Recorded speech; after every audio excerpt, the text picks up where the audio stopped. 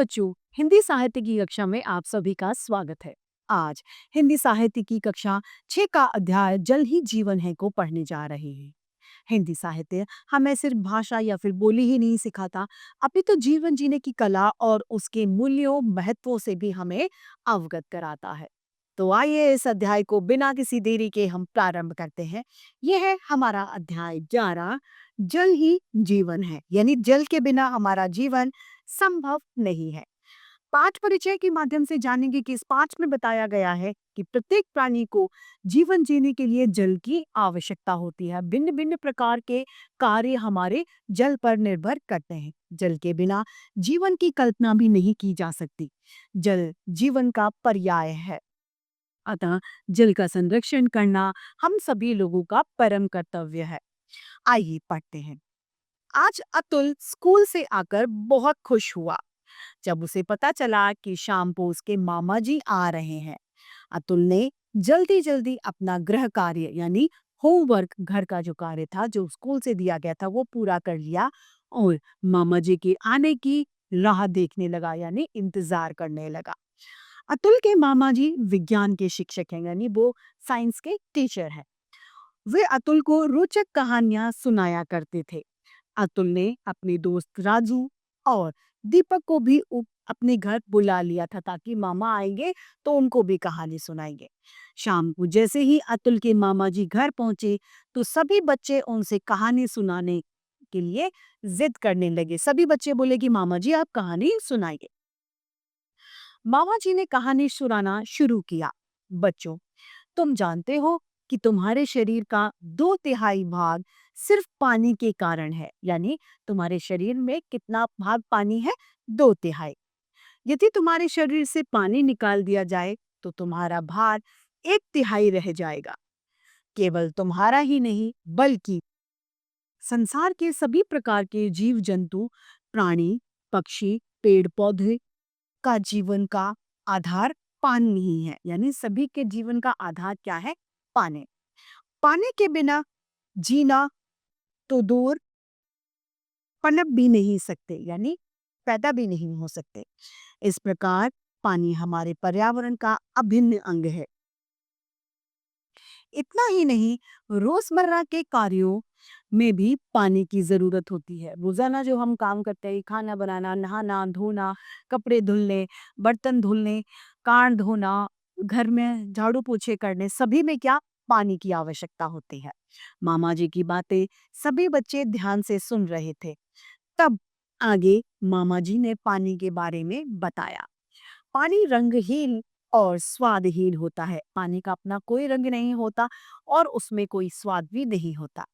तरल होने के कारण उसका कोई रूप और आकार नहीं होता। यदि आप उसे ग्लास में डाल देंगे तो ग्लास का आकार, जार में डाल देंगे तो जार का आकार हो जाएगा।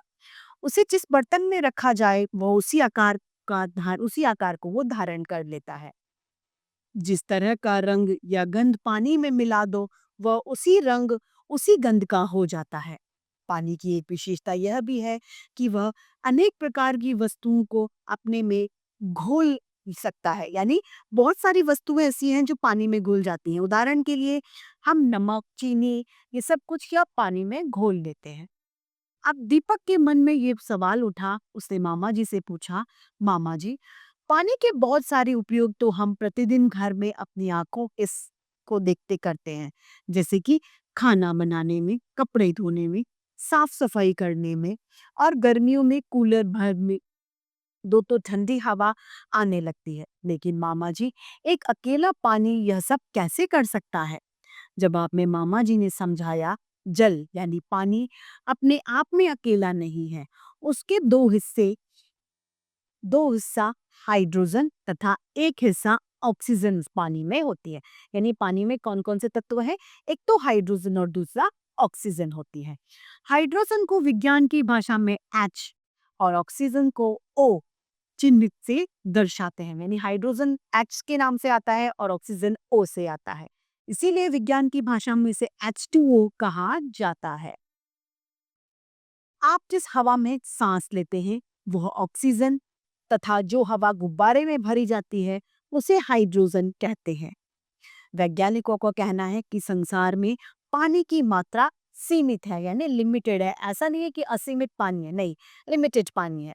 जमीन और हवा में रहने वाले हजारों प्रकार के जीव जंतुओं और वनस्पतियों की दुनिया की तरह पानी में रहने वाले जीव जंतुओं की भी विशाल दुनिया है, यानी बहुत बड़ी दुनिया जीव जंतुओं की भी है। धरती पर पानी की कुल जितनी मात्रा है उसका सबसे अधिक भाग समुद्र में है, यानी सबसे ज्यादा पानी समुद्र में है। पहाड़ों पर बर्फ के रूप में पानी का काफी भाग है। अब राजू कुछ परेशान सा हो जाता है। उससे चुप नहीं रहा गया और नीचे और वो बीच में बोल ही पड़ता है, बस इतना सारा पानी है तो फिर क्यों कहा जाता है कि पानी बचाओ। उत्तर में मामा जी ने उसे समझाते हुए कहा, हम अपनी जरूरतों के लिए समुद्र के पानी का प्रयोग नहीं कर सकते क्योंकि वो बहुत ज्यादा खारा होता है। क्योंकि वो बहुत खारा होता है, उसमें अनेक प्रकार के लवण और रसायन घुले होते हैं। यदि भूल से तुमने समुद्र का पानी पी लिया तो तुम्हें उल्टियां भी आ सकती हैं। तुम लोगों को पता है, जो जहाज समुद्र में पानी के ऊपर चलते हैं उनमें भी पानी बंदरगाह से भरकर ले जाया जाता है। वो बेशक समुद्र में चलते हैं लेकिन पानी बंदरगाह से भरकर चलता है। समुद्र के 1 लीटर पानी में 33 ग्राम नमक होता है। लेकिन लेकिन समुद्र के पानी में एक लाभ यह है कि सूरज की गर्मी के कारण भाप बनता है और ये बादल बनकर पृथ्वी पर मंडराता है यानी चक्कर लगाता है।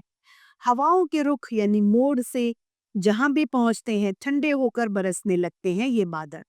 अब समझ में आया कि हम जो मीठा पानी पीते हैं वह हमें नदी, झरनों, झीलों से प्राप्त होता है और मीठे पानी की यह मात्रा 1% से भी कम यानी 0.65% है। हालांकि पृथ्वी के भीतर 5 किलोमीटर की गहराई तक मीठा पानी पाया जाता है। अतुल अब तक ध्यान से मामा जी की बातों को सुन रहा था। उसने भी मामा जी से एक प्रश्न किया। वो बोला, मामा जी, बाढ़ और सूखा पड़ने पर क्या कारण है? इनके कारण क्या है? ऐसा क्यों होता है? मामा जी ने उत्तर दिया, समुद्र से उठने वाले भाप बादलों के रूप में बनते समय नमक तथा लवण को समुद्र में ही छोड़ देती है। इस तरह बरसात का पानी अनेक कार्यों में काम आता है और वही पानी पहाड़ों, मैदानों और नदियों में बहता हुआ अपने में अनेक प्रकार के नमक, गंदगी घोलता हुआ फिर से खारे पानी में मिल जाता है। जब इस चक्र में बाधा पड़ती है यानी मुश्किल आती है तो यह सूखा यानी कम वर्षा और कहीं बाढ़ यानी ज्यादा वर्षा आती है। बच्चों, पानी को इकट्ठा यानी संगठित रूप बड़ा शक्तिशाली होता है। जब पानी वेग से बहता है तो टरबाइन जनरेटर चलाकर बिजली तैयार की जाती है। जब पानी तेज से आता है तो उससे क्या होता है, बिजली बना ली जाती है टरबाइन के माध्यम से, जिससे केवल आपके घरों में रोशनी ही नहीं बल्कि बड़े बड़े कारखाने भी चलते हैं।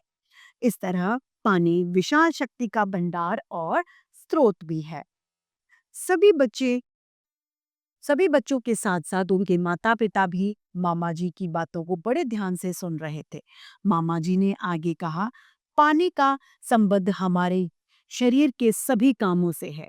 शरीर के पाचन तंत्र, रक्त संचार, नाड़ी तंत्र, मलमूत्र निष्कासन, आँख, नाक, कान, मस्तिष्क सभी को अपना कार्य करते रहने के लिए पानी की आवश्यकता यानी जरूरत पड़ती है। अतः प्रत्येक प्राणी को जीवन जीने के लिए पानी की जरूरत होती है।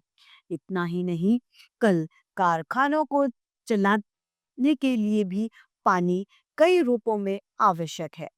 कारों और अन्य प्रकार के इंजनों को चलाने में जिस पेट्रोल का उपयोग किया जाता है वह कच्चे पेट्रोल को साफ करके तैयार होता है।